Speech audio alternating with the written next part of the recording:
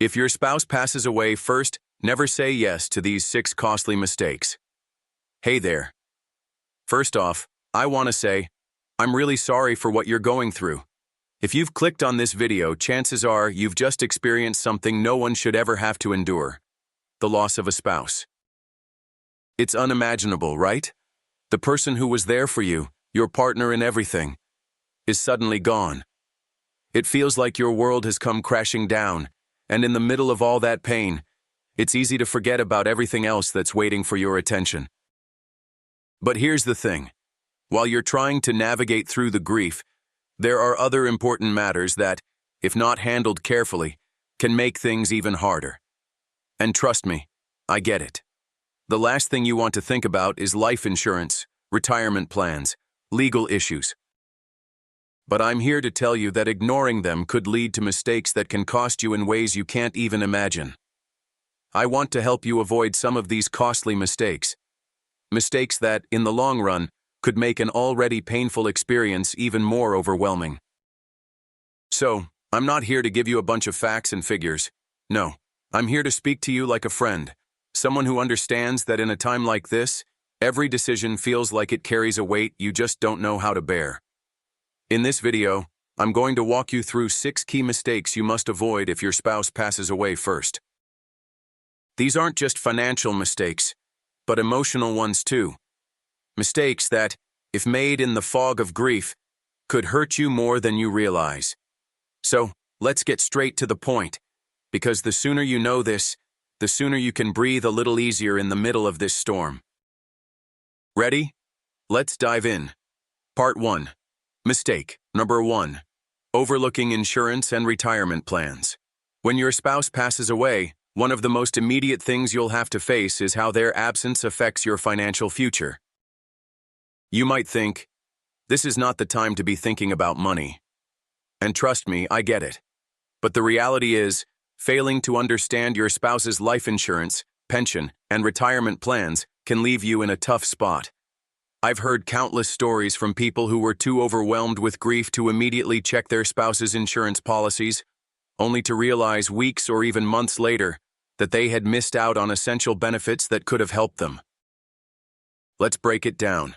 Life insurance is a lifeline during a time like this. If your spouse had a policy in place, it's there to support you. It could cover funeral expenses, pay off debts, or even provide you with monthly income while you get back on your feet. But, and this is crucial, you need to make sure you know what that policy covers and how to claim it. Sometimes, the process can be more complicated than you expect, with forms to fill out, beneficiaries to confirm, and deadlines to meet. You don't want to let all of that slip through your fingers. I've seen cases where people waited too long, didn't follow up properly, and ended up receiving less than they were entitled to. The grief is already heavy enough. Don't let financial confusion add to that weight. The same goes for your spouse's retirement plans. Whether it's their 401k, pension, or any other savings, it's vital to understand how those funds are managed and what you're entitled to as their surviving spouse. Many people don't realize that if they don't act quickly, they could lose out on valuable retirement savings that could be critical in the months or years to come. Here's my advice to you. Take the time to understand what your spouse had in place. This isn't about being cold or calculating. It's about making sure you have what you need to move forward. You don't want to be stuck in a financial hole when you're already climbing out of an emotional one. It might feel awkward, but take a deep breath, pick up the phone, and speak to an insurance representative or a financial advisor. Ask questions, get clarity. It's the first step to making sure you have a financial foundation, even when the emotional ones feel shaky. Part 2. Mistake number 2. Ignoring the estate and will now. Let's talk about something else that can make your life a whole lot more complicated if not handled properly. Your spouse's estate and will. This one's a biggie. It's easy to think, we've got it all figured out, everything's in order, but sometimes things aren't as simple as they seem. If your spouse had a will, then great, but even with a will, there are steps to follow, and it's crucial that you don't just assume everything is going to fall into place. Believe me, many people find out the hard way that it's not that simple. The probate process can take time, sometimes months or even years, and it can feel like you're stuck in a loop of paperwork, legal jargon, and waiting. And if your spouse didn't have a will, well, that's where things can get even more complicated. Without a will, the state decides what happens to their assets, and as you can imagine, that may not align with what your spouse would have wanted. In some cases, the assets could be divided among family members in ways that leave you out of the equation, or at least complicate things even further. The biggest mistake I see here? Assuming the will is straightforward or not taking it seriously enough. You might be in a rush to grieve, but taking care of legal matters early on can save you so much stress down the road. I've heard too many stories of people waiting too long to handle the estate, only to have someone challenge the will or, worse, have nothing in place at all. So, what should you do? First, check if your spouse had a will. If they did, sit down with a lawyer to go over it, understand the terms, and get a clear picture of what's next. It's a tough conversation, I know, but it's an important one. If no will exists, talk to a legal professional right away to understand how the estate will be handled and what steps you need to take to protect yourself and your family. I know it's hard to dive into this, especially when you're grieving, but here's the thing. Taking care of the will and estate now will save you from potential heartache later. The longer you wait, the more complicated it can become, and the more it might delay your ability to heal and move forward. And I want to emphasize something else here. It's okay to feel emotional about this. It's okay to feel like you're being pulled in a million directions. But by facing these issues head-on and getting professional help, you're doing something incredibly powerful for yourself and for your family. You're taking control of what you can, even when you feel like so much is out of your hands. Part 3. Mistake.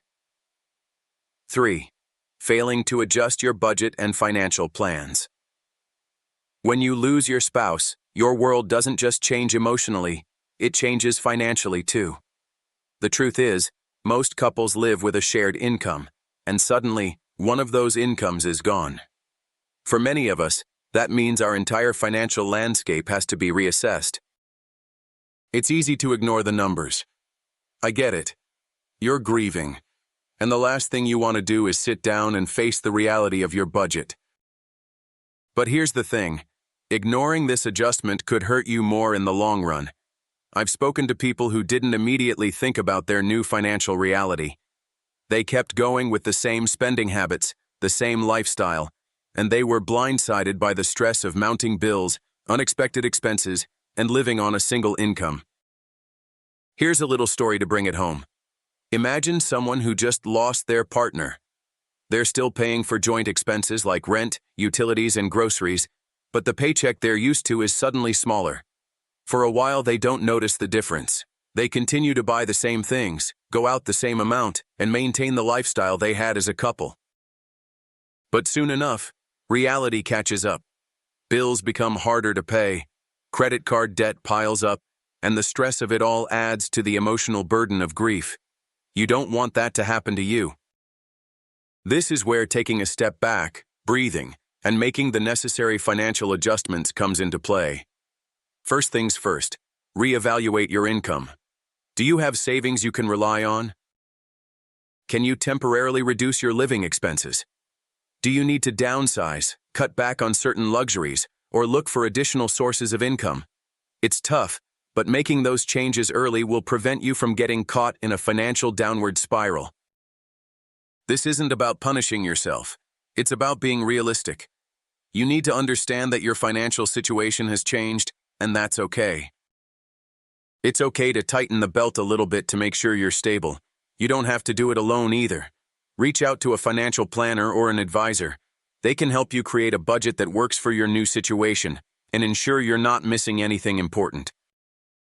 If there's anything I want you to take away from this, it's that money can be one less thing you have to worry about while you're grieving. Don't let your financial situation sneak up on you. Face it head on and make the changes that will protect your future so you can focus on healing. Part 4. Mistake. Number 4. Overloading yourself with responsibilities. In the wake of losing your spouse, it's natural to want to take on everything. You may feel like you have to be strong for your family, keep up with your work, handle the household tasks, and deal with all the legal matters. But here's a hard truth. Trying to do it all will only burn you out. I can't tell you how many times I've seen people try to carry the weight of the world after losing a spouse. They think they need to manage everything, every little detail, every responsibility, and they end up overwhelmed, exhausted, and emotionally drained. It's like carrying a backpack filled with bricks, and the longer you carry it, the harder it gets to keep moving.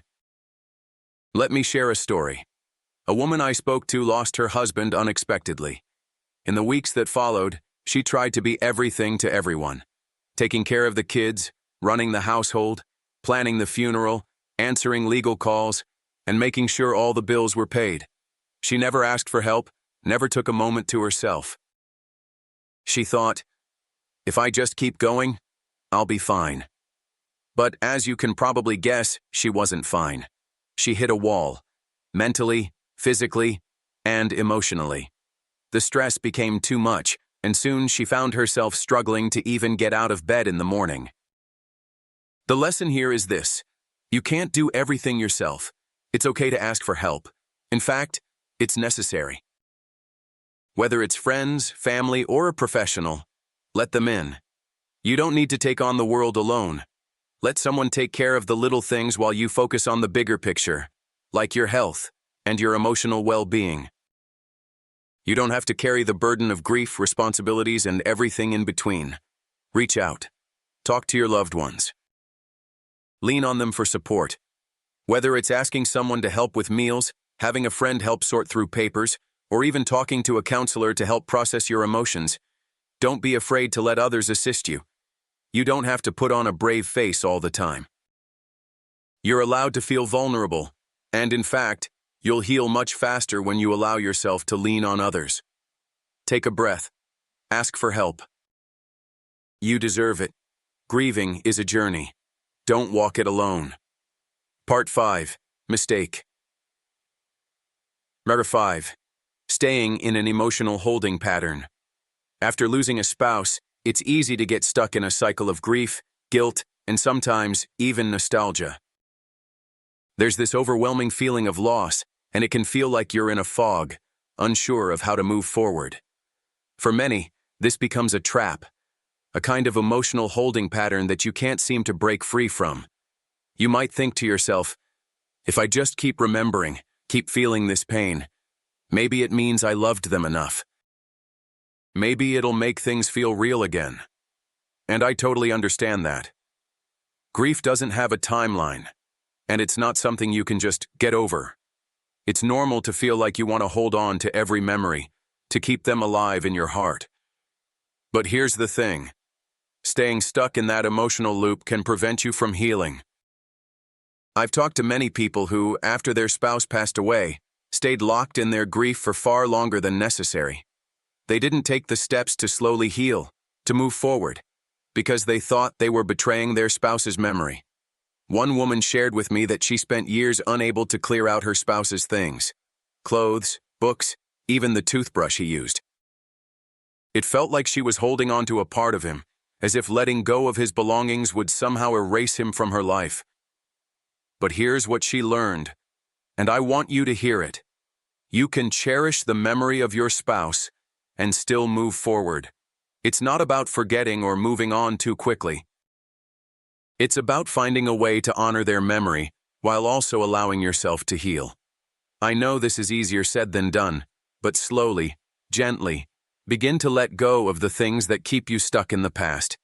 If you can, try to focus on creating new memories or new routines that allow you to build a life that still feels connected to your spouse, but doesn't hold you back from your own growth. For example, maybe you could start small. Go for a walk, take up a new hobby, or spend time with friends who make you feel safe. The goal isn't to forget or dismiss the love you shared. It's about creating a balance between remembering and healing. If you're still struggling with this, it might be helpful to talk to a grief counselor or support group. It's not about erasing the grief, but understanding how to live with it in a healthy way, so you can eventually begin to feel whole again. The takeaway here is simple. Give yourself permission to heal. You don't have to hold on to the pain forever to honor the love you had. Moving forward doesn't mean forgetting. It just means making room for yourself to grow and find peace again. Part 6. Mistake. Number 6. Making major life decisions. Too soon now. Here's another mistake I see a lot. Rushing into major life decisions right after the loss of a spouse. Trust me when I say it's tempting. You might feel like you need to make big changes, selling the house, relocating, quitting your job, or even starting a new relationship as a way to escape the pain. The idea of a fresh start can feel like an immediate fix, but in reality, making major decisions while you're still in the midst of grief can lead to regret. I know it's hard. After the death of a spouse, you might feel like your entire identity has been ripped away. There's this impulse to do something drastic because it seems like the only way to regain control. But let me tell you, these decisions can be made with a clearer head once the emotional fog lifts a little. A woman I spoke to shared how, in the immediate aftermath of losing her husband, she felt completely lost. She decided to sell their family home, the house they had built together, the place full of memories. At the time, it seemed like a way to escape the memories and start fresh. But a few months later, she regretted that decision deeply. She realized that in her emotional state, she hadn't thought about the long-term implications, like how much it would cost to relocate, or how the new environment didn't feel like home at all. And that's the thing. When you're grieving, your emotions are intense, and your decisions may not reflect what's best for you long-term. Take the time to sit with your feelings before making any permanent changes. You don't have to rush into selling your house, changing your job, or uprooting your life just because the emotional weight of loss is so heavy. Give yourself some space. In time, you'll know what choices are right for you. It's perfectly okay to want a fresh start, but making those decisions too soon can lead to regret. Instead, consider giving yourself time. Time to adjust to your new reality before committing to anything big. The key takeaway here: don't make major life decisions in the midst of raw grief. Give yourself the space to heal. Then, when you're ready, make decisions that align with your true self. Time will give you the clarity you need. Conclusion. Before we wrap up, I just want to take a moment to acknowledge something that's truly important. This journey is your own. I know it might not feel like it right now, but each step you take, no matter how small, is a step toward healing. Losing a spouse is one of the hardest things anyone can face. It shakes you to your core, and sometimes it can feel like the world is spinning around you while you're just standing still, trying to catch your breath. But here's the truth. You don't have to walk this path alone, and you don't have to figure everything out overnight. Yes, there will be challenges. There will be days where everything feels overwhelming, and you might feel lost. But I want you to remember, you are stronger than you think. The pain you feel now isn't something you can just push away, but with time, patience, and self-compassion, you will find your way. Throughout this video, I've shared with you 6 costly mistakes to avoid after losing your spouse. Things that can make an already difficult situation even harder. I've shared them with you not because I want to overwhelm you with more to think about, but because I want to arm you with the knowledge that can protect you during a time when your emotions might cloud your judgment. These mistakes, ignoring insurance, overlooking a will, neglecting your finances, trying to handle it all on your own, staying stuck in grief and rushing big decisions, are common, but they can be avoided with a little awareness and action. Here's what I want you to take away. Grieving doesn't mean you have to lose control of the practical matters in your life. It's okay to feel lost, to feel uncertain, and even to feel broken. But it's also okay to take small, meaningful steps forward. Ask for help when you need it, whether it's legal help, financial advice, or emotional support. You don't have to do it all yourself, and seeking help doesn't make you weak, it makes you wise. Take your time, don't rush through decisions, and above all, give yourself grace. There's no timeline for healing, and it's okay to not have all the answers right away. What matters is that you're still here, still moving forward, and you're taking steps to protect your future. I know that right now, everything probably feels heavy. You might feel like you're carrying a weight that's far too much to bear. But remember, you are not defined by your grief. It's a part of you, yes, but it doesn't have to be all of you. There's so much life ahead for you. So many opportunities to heal, to grow, and to rebuild.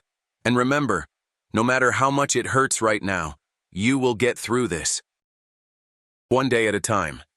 And in time, you'll look back and realize just how much strength you found in yourself, even when you didn't think it was possible.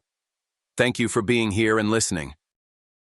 I truly hope this video has given you something to hold on to, whether it's practical advice or just a reminder that you're not alone in this. Take care of yourself. Be kind to yourself. And know that, no matter how hard it gets, you've got this.